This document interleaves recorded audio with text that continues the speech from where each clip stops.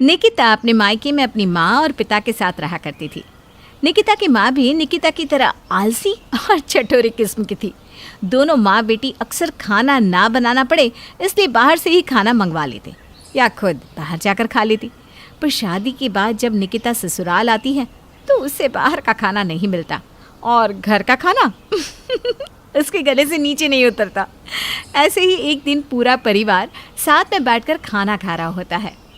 अरे वाह बड़ी बहू, आज तो तूने खाना बहुत टेस्टी बनाया है। लग रहा है कि तूने मन से खाना बनाया है आज। माँ जी, मैं तो हमेशा ही मन से बनाती हूँ। अब महीने में 1-2 बार खाना बिगड़ जाता है तो इसमें मेरी क्या गलती। अच्छा निकिता, तुम्हें कैसा लगा आज का खाना? अब मैं क्या बताऊं दीदी, आपकी तो इतनी तारीफ हो गई है, मेरे मुंह में तो शब्द ही नहीं बचे। सच में खाना लाजवाब बनाती हैं आप। मुझे तो इतना टेस्टी खाना बनाना आता ही नहीं। अरे कोई बात नहीं छोटी बहू, तू भी सीख जाएगी। तेरी जेठानी गुणों से भरी पड़ी है। इतना बोलकर उमा अपने परिवार के साथ एक बार फिर स्वाद लेकर खाना खाने लगती है। वहीं दूसरी ओर निकिता खाने को देख देख कर मुँह बनाती है। क्या यार, कैसे घर में आ गई? यहाँ तो हमेशा दिन रात घर में ही खाना बनाओ और घर में ही खाओ। क्या स्वाद आ रहा है इस खाने में जो ये लोग इतना स्वाद ले लेकर खा रहे हैं। मुझसे तो ये खाना खत्म ही नहीं हो रहा। अरे निकिता, क्या हुआ? तुम्हारा खाना खत्म नहीं हो रहा?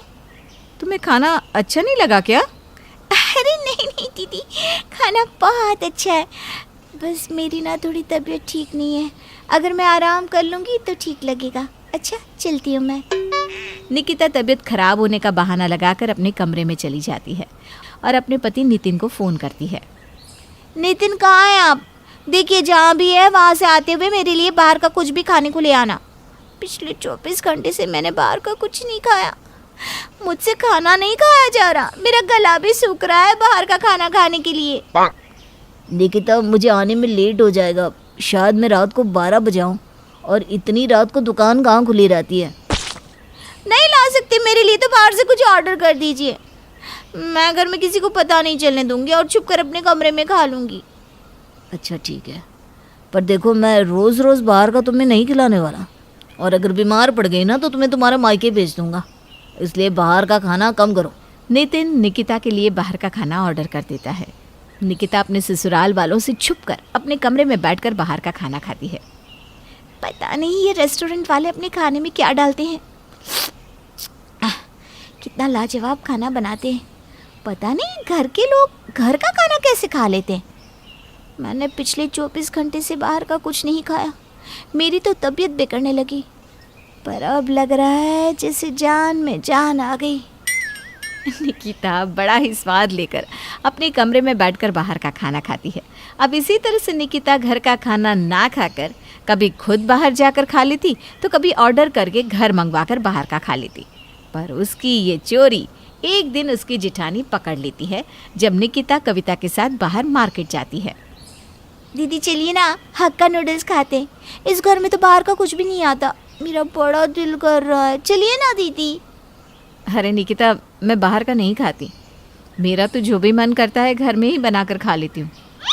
वैसे भी मैं कुछ दिनों से नोटिस कर रही हूँ तुम घर में खाना नहीं खा रही, और मैंने तुम्हें अक्सर देखा है बाहर जाकर कुछ खाते हुए। अगर जिस दिन तुम बाहर नहीं जा पाती उस दिन मोहल्ले के किसी बच्चे से अपने लिए कुछ बाहर का खाने को मंगवा लेती हो। और एक दिन जब मैं तुम्हारा कमरा साफ़ कर रही थी तो मुझे पिज्ज़ा के कुछ बॉक्स पे मिले थे तुम्हारे कमरे में। सच सच बताना, तुम हमेशा बाहर का खाना खाती हो ना, इसीलिए घर में नहीं खाती ना? दीदी, अब जब आपको पता चल ही गया है तो आपसे क्या छुपाऊं। पर आप मेरी बात मानिए, एक बार आप भी ना बाहर का खा कर देखिए। ये लोग बहुत सफाई से बनाते हैं, रेस्टोरेंट पर खाने की बात ही कुछ अलग है। अरे एक बार ट्राई तो कीजिए, चलिए ना मेरे साथ, चलिए। निकिता कविता को अपने साथ ले जाती है और रेस्टोरेंट में बैठकर हक्का नूडल्स खाती है। कविता को भी उस रेस्टोरेंट का हक्का नूडल्स बहुत पसंद आता है। अब इसी तरह से हमेशा निकिता और कविता किसी न किसी बहाने बाहर जाते और बाहर से ही खाना खाकर आते, जिस वजह से अब निकिता के साथ कविता ने भी घर का खाना खाना बंद कर दिया था। ये देखकर एक दिन उमा अपनी दोनों बहुओं से कहती है, बहू, मैं देख रही हूँ कुछ दिनों से तुम दोनों घर का खाना नहीं खा रही। कविता बहू, निकिता का तो समझ में भी आता है कि वो अक्सर बाहर का खाना खाती है, पर क्या तू भी उसकी तरह बनती जा रही है? क्या मैं बाहर का खाना? नहीं नहीं नहीं माँ जी, मैं तो बाहर का कुछ नहीं खाती, मैं घर का ही खाना खाती हूँ। हाँ, ये बात अलग है कि मैं ज़्यादा खाना नहीं खाती। छोटी बहू, मैंने अपने ये बाल ना धूप में सफ़ेद नहीं किए। तुझसे पहले नितिन भी अक्सर बाहर का खाना खाता था, घर के खाने की तरफ तो वो देखता भी नहीं था, और वही हाल तेरा है। बहुत अच्छे से जानती हूँ मैं। तुझे कुछ बोलती नहीं इसका मतलब ये नहीं कि मुझे पता नहीं। माँ जी। बहू, अभी मेरी बात ख़त्म नहीं हुई है। तुम दोनों को अक्सर बाहर जाकर खाते हुए देखते हूँ, और मोहल्ले के बच्चे भी मुझे सब बताते हैं कि कैसे तुम दोनों बच्चों से बाहर की चीज़ मंगवाती हो। बड़ी बहू, छोटी बहू तो शादी से पहले से ही ऐसी है, पर तू भी उसके साथ रहकर उसके जैसी बन रही है। अब ऐसा नहीं है माँ जी, वो तो निकिता ने ज़िद की और उसने मुझसे कहा कि काफ़ी दिन से इसने बाहर का कुछ खाया नहीं, तो मैं बस निकिता को कंपनी दे रही थी खाने में। बहू, बाहर का खाना खाने से मना नहीं है, पर अगर तुम दोनों ने बाहर के खाने को कम नहीं किया और घर का खाना खाना शुरू नहीं किया तो मुझसे बुरा कोई नहीं होगा, और यह मेरी आखिरी चेतावनी है। उमा अपनी बहू को चेतावनी देकर चली जाती है, पर समय के साथ अब निकिता की संगति में उसकी जेठानी के साथ उसका पति भी शामिल था। अब काम के बहाने नितिन भी अक्सर बाहर से ही खाना खाकर आ जाता और अपनी बीवी के लिए भी लेकर आता, और घर आकर घर वालों से झूठ कह देता। निकिता का असर पूरे परिवार पर धीरे धीरे पड़ रहा था। ये देखकर उमा की चिंता बढ़ रही थी। ऐसे ही एक दिन नितिन घर आकर खाना नहीं खाता और अपने हाथों में खाना लेकर सीधा कमरे में चला जाता है। छोटी बहू की संगति में सब बिगड़ रहे हैं। पहले सिर्फ छोटी बहू बाहर का खाती थी, पर अब तो इसके साथ मेरी बड़ी बहू और बेटा भी खाने लगे। क्या करूं ताकि ये लोग बाहर का खाना कम कर दे। उमा को कुछ समझ में नहीं आ रहा था कि वो क्या करे, और इसी बीच एक दिन कविता की तबीयत खराब हो जाती है, और जब उसके पेट में दर्द होता है तो उमा उसे डॉक्टर के पास ना ले जाकर खरी खोटी सुनाने लगती है। अच्छा हुआ बड़ी बहू तेरे साथ, आज ये जो कुछ भी हो रहा है ना, सब तेरी लापरवाही की वजह से हो रहा है। माँ जी, आप इस तरह की बातें कैसे कर सकती है? देखिए दीदी के पेट में कितना दर्द हो रहा है, इन्हें डॉक्टर के पास ले चलते हैं। चुप कर बहू, ये सब कुछ तेरी वजह से तो हो रहा है। खुद तो बाहर का खाती है, साथ में घर वालों को भी खिलाती है। ये सब तेरी वजह से हो रहा है। और खाओ बाहर का खाना, कोई दवाई नहीं करवाने वाली मैं, तड़पते रहे। इसी बहाने बाहर का खाना खाना तो कम होगा तुम लोगों का। माँ जी, प्लीज़ दवाई दिलवा दीजिए, मैं आगे से बाहर का नहीं खाऊंगी, वादा करती हूँ आपसे। और निकिता तुम भी मत खाओ, वरना मेरे जैसी हालत तुम्हारी भी हो जाएगी। ठीक है, आज तो बुला देती हूँ डॉक्टर, पर आगे से मैंने तुम दोनों में से किसी को भी बाहर का खाता हुआ देखा, या तुम दोनों में से किसी ने भी कहा कि तुम्हारी तबीयत ठीक नहीं है, तो मैं तुम्हें दवाई के बदले बाहर का चाउमीन, मोमोज, बर्गर खिलाऊंगी। तबीयत खराब होने पर उमा अपनी दोनों बहुओं की अच्छे से क्लास लेती है। अपनी सास की डांट सुनने के बाद कविता तो होश में आ जाती है, पर निकिता अब भी बाहर के खाने पर जिंदा रहती है। कल्पना हमेशा से ही एक अमीर खानदान में शादी करना चाहती थी। उसकी और विजय की अरेंज्ड मैरिज हुई थी। विजय कल्पना के लिए वो सब करता है जो उसे पसंद है, चाहे वीकेंड्स पर महंगे रेस्टोरेंट में जाना हो या महंगे तोहफे लाना। पर कल्पना के लिए ये सब काफी नहीं था। विजय, हम जब आखिरी बार वो मॉल गए थे और हमने वो वाज देखा था, वो हमारे कमरे में कितना अच्छा लगेगा ना, हम वो ले ले क्या? अरे पर हमारे कमरे में पहले से ही इतने वाज और सजावट के सामान है, हम इतने महंगे महंगे सामान का करेगी क्या? वाह, अरे हर बात में लॉजिक।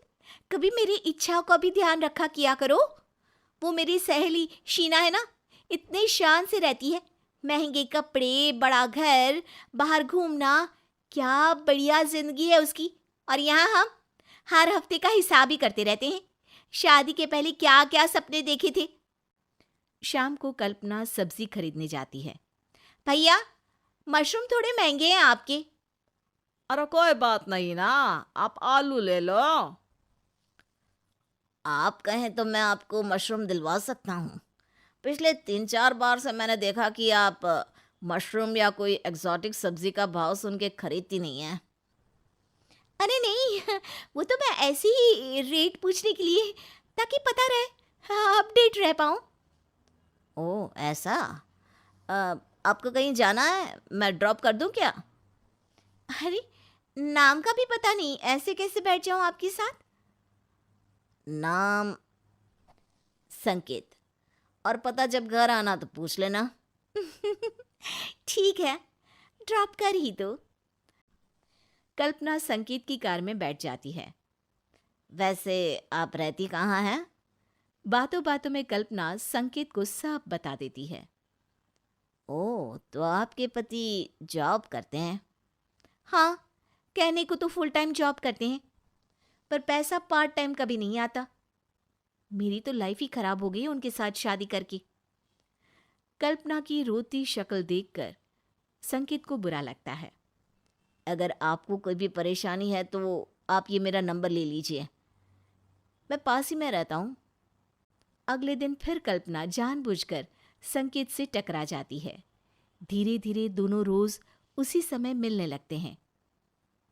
मेरे पास तो तुम्हें देने के लिए कुछ भी नहीं है। तुमने मेरे लिए इतना कुछ किया है, मैं बदले में तुम्हें क्या दूं? मुझे तुमसे कुछ नहीं चाहिए कल्पना, बस तुम खुश रहो। दोनों अक्सर बाहर घूमने जाते हैं, महंगे रेस्टोरेंट्स में खाना खाते हैं और कल्पना ढेर सारी शॉपिंग करती है। आजकल घर लौटने में तुम्हें बहुत देरी हो जाती है। हाँ, मेरी कुकिंग क्लास थोड़ी ज़्यादा देर चल रही होती है आजकल। पर तुम्हें उससे क्या? तुम्हारा तो ध्यान ही नहीं है मुझ पर। तुम तो बस अपने ऑफिस के कामों में ही बिजी रहो। कल्पना संकेत से इसी तरह रोज ये कहकर मिलती है कि विजय उसे घर से बाहर निकलने की इजाज़त नहीं देता। संकेत के दिल में भी कल्पना के लिए सिंपैथी आ जाती है। अब कल्पना को यूं बाहर जाना, महंगे रेस्टोरेंट्स में खाना घूमना पसंद आ गया है। अब उसके पांव घर में टिकते ही नहीं। वो बस अपना फ़ोन लेकर या तो फेसबुक पर चैटिंग करती रहती या बाहर घूमने निकल जाती। कल्पना क्या हुआ है, आजकल बहुत ही बिजी शेड्यूल हो गया है तुम्हारा। मेरा मतलब है, तुम्हें 2 मिनट बैठकर मुझसे बात करने तक का वक्त नहीं मिलता क्या? अब मेरी एक सहेली का फ़ोन है, चलती हूँ मैं। कल्पना फ़ोन लेकर कमरे में चली जाती है।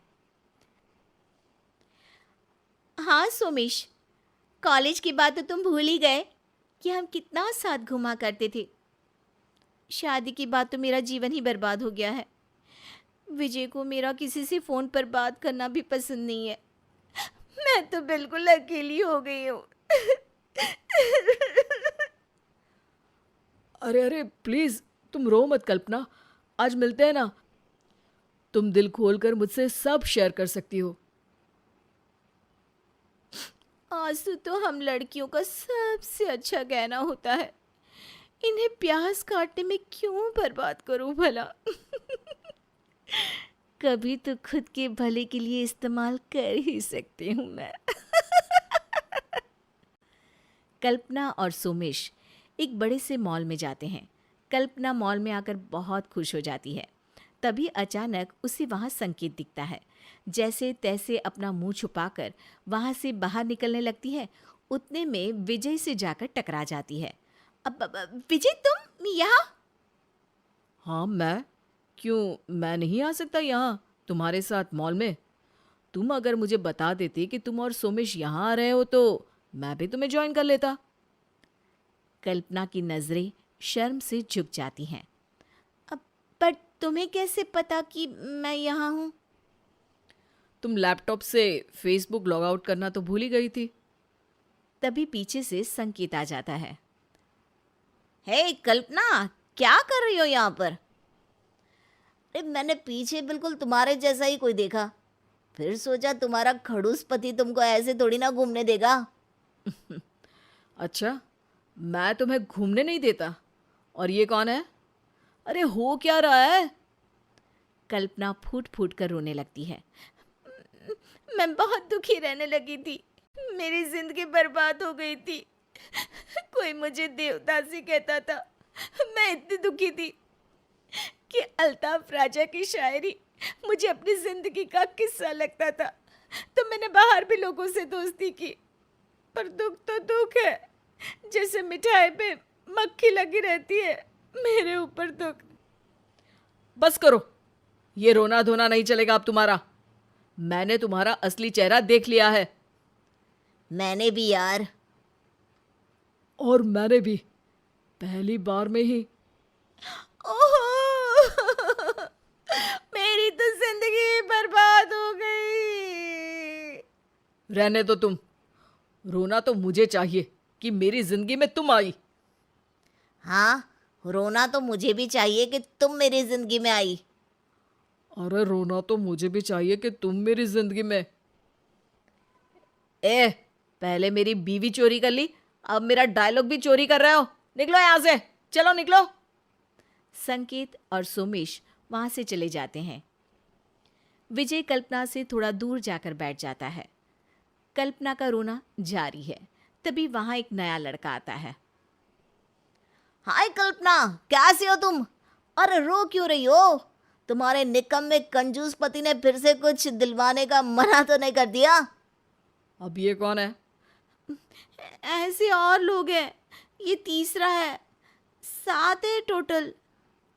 मुझे जोड़ के? तुम्हारे साथ तो 8 है। अब 7 के साथ ही रहो, मुझे भूल जाना तुम। भाई साहब, आप कौन? इसका निकम्मा और कंजूस पति, जिसको तू याद कर रहा था। जा शॉपिंग करा दे इसकी। शादी के कुछ सालों बाद ही जया के पति अभिराज की मौत हो जाती है। जया अकेले ही अपने 3 बच्चों का भरण पोषण करती है। पति की मृत्यु के बाद वो न सिर्फ घर बल्कि बच्चों की बेहतर परवरिश के लिए बाहर की जिम्मेदारियां भी उठाती है, लेकिन बच्चों को अपनी माँ की जरा सी भी कद्र नहीं होती। माँ, मुझे स्कूल के लिए देर हो रही है, मेरा टिफिन बॉक्स कहाँ है? माँ, मुझे मेरे जूते नहीं मिल रहे, लाकर दे दो ना। ये रहा तुम्हारा टिफिन और वो पड़े सामने तुम्हारे जूते। मम्मी, आपने मेरा स्कूल बैग कहाँ रखा है? पूरे घर में देख लिया, कहीं नहीं मिल रहा। तेरे रूम की अलमारी में ही पड़ा है, देख ले जाकर। किसी तरह जया अपने 3 बच्चों को तैयार करके स्कूल भेजती है, जिसके बाद वो घर चलाने के लिए सिलाई मशीन का काम शुरू करती है। सुबह शाम वो खुद भी एक मशीन की तरह काम में लगी रहती है। शाम में, मम्मी, कल हमारे स्कूल में पेरेंट्स मीटिंग है, आप प्लीज पिछली बार की तरह इस बार भी गंवार बनकर मत आना, मेरे सभी दोस्त हंसते हैं मुझ पर। और हाँ माँ, वहाँ ना थोड़ा ढंग से बोलना, लास्ट टाइम आपने हमारी नाक कटवा दी थी। बच्चों के मुंह से अपने लिए ऐसी बातें सुनकर जया के दिल के 100 टुकड़े हो जाते हैं, लेकिन वो किसी तरह खुद को संभालते हुए कहती है, अच्छा ठीक है, मैं ध्यान रखूंगी। अब चलो, खाना तैयार है। कुछ साल बाद, समय के साथ साथ जितनी तेजी से जया के बच्चे बड़े होते जाते हैं, ठीक उतनी ही तेजी से वो अपनी माँ की अहमियत भूलते चले जाते हैं। उनके लिए जया अब केवल उनकी ज़रूरतों को पूरा करने वाली निर्जीव मशीन बन चुकी थी। माँ, मुझे एक फ़ोन चाहिए, आप कब तक ला कर दोगे? बेटा, इस साल रुक जा, मैं अगले साल पक्का तुझे एक फ़ोन ला कर दे दूंगी। नहीं, मुझे अभी चाहिए। पापा होते तो मेरे बोलने से पहले ही मुझे फ़ोन ला कर दे देते। सुरेश की ये बातें सुनकर जया चौंक जाती है। वो तुरंत अपने पर्स में से कुछ पैसे निकालकर सुरेश को देती है। अब तो तुझे अपने पिता की कमी महसूस नहीं होगी ना?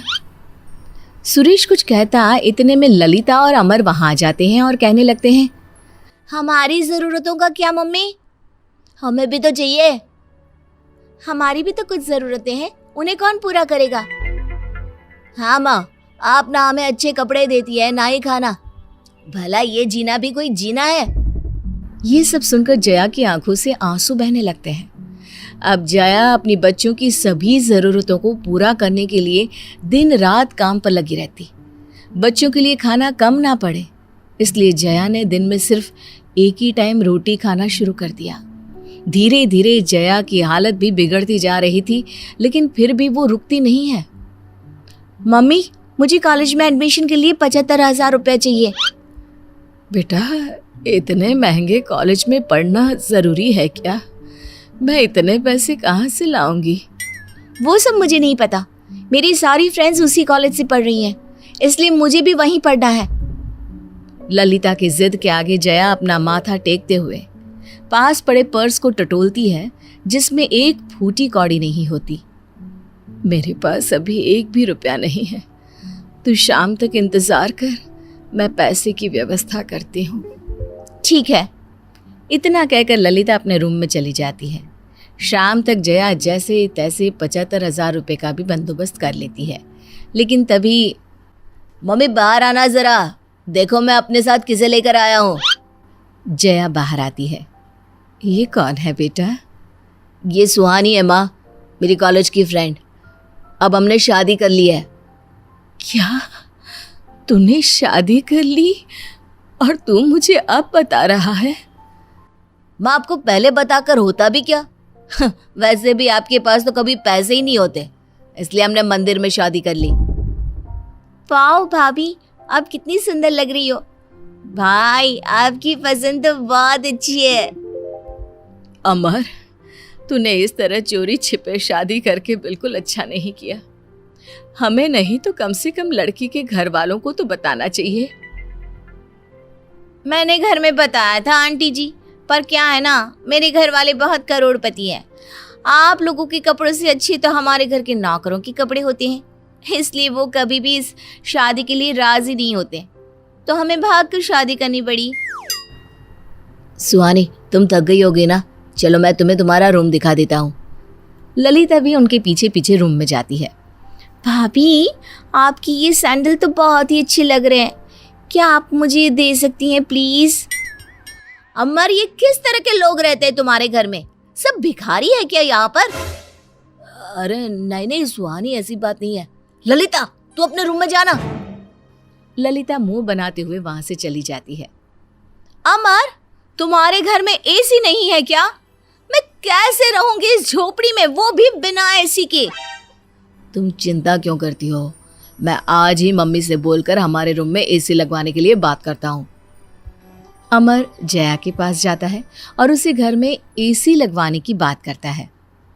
एसी के लिए मेरे पास बिल्कुल भी पैसे नहीं है, अपनी बीवी से बोल वो थोड़ा एडजस्ट कर ले। माँ वो बहू है इस घर की और उसने पहली बार मुझसे कुछ मांगा है, मैं उसे मना नहीं कर सकता। आप कल तक कुछ भी करके मेरे रूम में एसी लगवा दीजिए। अगले दिन माँ, मेरे ऑफिस में सोनाली नाम की एक लड़की है जो मेरी सीनियर भी है। हम दोनों एक दूसरे से प्यार करते हैं और शादी करना चाहते हैं। बेटा, शादी कोई गुड्डे गुड़ियों का खेल नहीं है जो किसी से भी कर लो। शादी हमेशा अपने बराबर के लोगों से करनी चाहिए। अमर को ही देख ले, सुहानी से शादी तो कर ली, लेकिन अब उसके खर्चे उठाने कितने भारी पड़ रहे हैं। नहीं माँ, मैं शादी करूँगा तो सिर्फ सोनाली से। सही बोल रहे थे भाई, आपको बताने का कोई फायदा नहीं। इससे अच्छा तो मैं भी भाई की तरह ही मंदिर में शादी कराता। एक बार और सोच ले बेटा, कहीं बाद में पछताना ना पड़ जाए। मैंने सोच लिया है माँ, मुझे सिर्फ सोनाली ही चाहिए। सुरेश की बातें सुनकर जया उसकी शादी के लिए मान जाती है और उनकी शादी करा देती है। जया ललिता के लिए भी एक अच्छा सा लड़का देखकर उसकी शादी करा देती है। एक सप्ताह बाद, जब तुम्हारी औकात ही नहीं थी तो मुझसे शादी ही क्यों की फिर, गरीब भिखारी कहीं के। सुहानी मैं तुम्हारा पति हूँ, तुम मुझसे ऐसे बातें नहीं कर सकती। पति हो तो क्या माथे पर ठप्पा लगाकर घूमो? मुझे नहीं पता था कि शादी के बाद तुम इतना बदल जाओगी। पता तो मुझे भी नहीं था कि तुम इतने ज्यादा फकीर होंगे, वरना मैं कभी तुमसे शादी नहीं करती। 2 रुपए तक तो कमाए नहीं जाते तुमसे, हमेशा अपनी माँ के आगे हाथ फैलाकर खड़े हो जाते हो, जाहिल इंसान। बस बहुत हो गया सुहानी, अब तुम मुझसे ऐसे बात नहीं कर सकती। पति हूँ मैं तुम्हारा। पति हो ना तो जाओ, मेरे लिए वो हार खरीद कर लाओ जो मैंने तुमसे शादी से पहले कहा था खरीदने के लिए। सुहानी तुम जानती हो ना, वो हार 90,000 का है, कहाँ से लाऊंगा मैं इतने पैसे? वो सब मैं नहीं जानती, मुझे बस वो हार चाहिए। अगर कल तक तुम वो हार नहीं लाए तो मैं अपने मायके चली जाऊंगी। इतना कहकर सुहानी वहां से चली जाती है। जया उनकी सारी बातें सुन लेती है। सुहानी और सोनाली, कहाँ हो तुम दोनों? मैं ज़रा किसी काम से बाहर जा रही हूँ। तुम दोनों घर को संभाल लेना और सबके लिए खाना बना देना। मैं खाना नहीं बनाने वाली, मेरे हाथ खराब हो जाएंगे। और मुझसे तो उम्मीद ही मत कीजिएगा, पता नहीं किस घर में आकर फंस गई मैं। इससे अच्छा तो मैं कभी भी सुरेश के साथ शादी ही ना करती। अच्छा ठीक है, फिर तुम दोनों बाहर से कुछ ऑर्डर कर देना। मैं सिर्फ अपने लिए ऑर्डर करूंगी खाना। और मैं भी, आप अपने बेटे से बोल देना कि वो बाहर से ही खाकर आ जाए। अरे पर वो तुम दोनों के पति हैं। पति है तो क्या हुआ, आज तक दिया ही क्या है उसने मुझे? इस छोटे से मकान में लाकर पटक दिया बस। जया निराश होकर वहां से चली जाती है। थोड़ी ही देर बाद अमर और सुरेश भी घर पहुंच जाते हैं। माँ बहुत भूख लग रही है, खाना दे दो। तुम्हारी माँ घर पर नहीं है। घर पर नहीं है तो कहाँ गई है? तुम्हारी माँ हमें कौन सा कहीं बता कर जाती है। माँ आजकल बहुत लापरवाह हो गई है, समय पर खाना तक नहीं मिलता अब हमें। इतने में ही जया भी घर पहुंच जाती है। माँ कहाँ थी आप अभी तक? खाना क्यों नहीं बना घर पर? मैं सोनाली और सुहानी से बोलकर तो गई थी कि कुछ बना ले तुम लोगों के लिए। क्या माँ, आपके होते हुए हमारी बीवी क्यों बनाएगी खाना? आप आज जानबूझकर घर से बाहर गई थी ना, जिससे हम परेशान हो जाए। नहीं नहीं बेटा, ये कैसी बात कर रहे हो तुम लोग?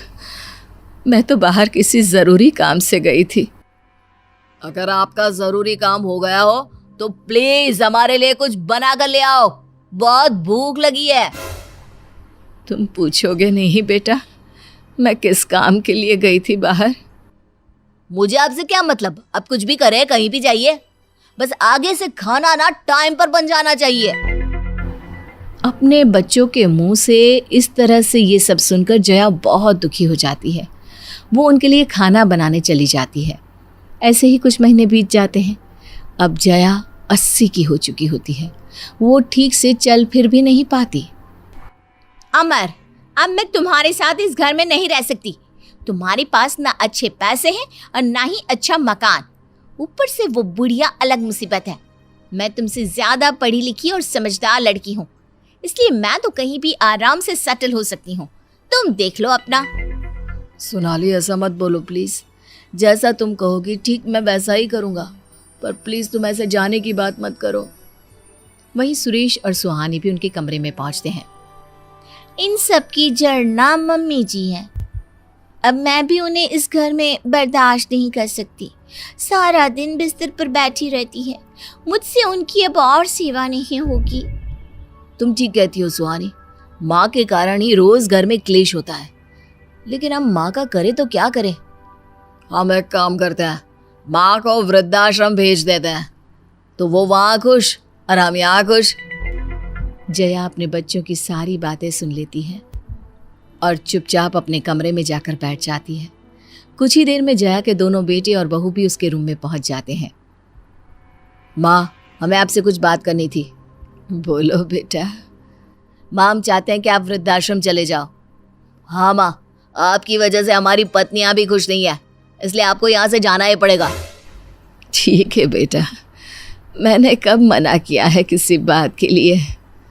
इतना कहते ही जया बिना अपना सामान लिए वहाँ से चली जाती है। अमर और सुरेश भी जया को नहीं रोकते। कुछ महीने बाद। अमर, घर के काम के लिए एक नौकरानी रख दो, मुझसे नहीं होता ये सब। सुहानी, मेरे पास एक फूटी कौड़ी नहीं है, तुम नौकरानी की बात करती हो। तो ठीक है, खुद कर लो अपना काम। मैं तुम्हारे लिए कोई खाना नहीं बनाने वाली और ना ही तुम्हारे कपड़े धोऊंगी। सुहानी, अगर तुम ये काम नहीं करोगी तो और कौन करेगा? मैं कोई नौकरानी हूँ जो तुम्हारे घर के सारे काम करूं? अरे ये तुम्हारा भी तो घर है, और फिर माँ भी तो काम करती थी ना, तो क्या वो घर की नौकरानी हो गई? माँ, वो सिर्फ कहने के लिए माँ थी तुम लोगों की, हैसियत तो किसी नौकर से कम नहीं थी। सुहानी की बातें सुनकर अमर का मुंह खुला का खुला रह जाता है। उधर सुरेश और सोनाली के बीच भी मनमुटाव शुरू हो चुका था। सुरेश, तुमसे एक काम ठीक से नहीं होता। मैंने तुमसे शादी करके अपनी जिंदगी की सबसे बड़ी गलती की है। और तुम्हारे कारण मैंने माँ को घर से निकाल दिया और अब तुम ऐसा बोल रही हो? तो कौन सा महान काम किया है तुमने अपनी माँ को घर से निकाल कर? जिस माँ ने तुम्हें जन्म दिया, 9 महीने तुम्हें अपने गर्भ में पाला, उसके अंतिम पलों में तुमने उसे ही घर से निकाल दिया। अरे जो इंसान अपनी माँ का सगा नहीं हुआ, वो मेरा क्या होगा? ऐसे ही रोजाना इनकी आपस में लड़ाई होती रहती। कुछ ही दिनों बाद अमर और सुरेश से तंग आकर उनकी पत्नियां घर छोड़कर चली जाती हैं। अब अमर और सुरेश अकेले पड़ जाते हैं। इस दुख की घड़ी में उन्हें अपनी माँ याद आती है, जिसे वापस लाने वे वृद्धाश्रम जाते हैं। लेकिन वो कहते हैं ना, कर्म लौट कर ज़रूर आते हैं। उसी तरह जिन पत्नियों की खातिर उन्होंने अपनी माँ को ठुकराया था, आज उन्हीं पत्नियों ने उन्हें भी ठुकरा दिया और वृद्धाश्रम में उन्हें उनकी माँ भी वापस नहीं मिली।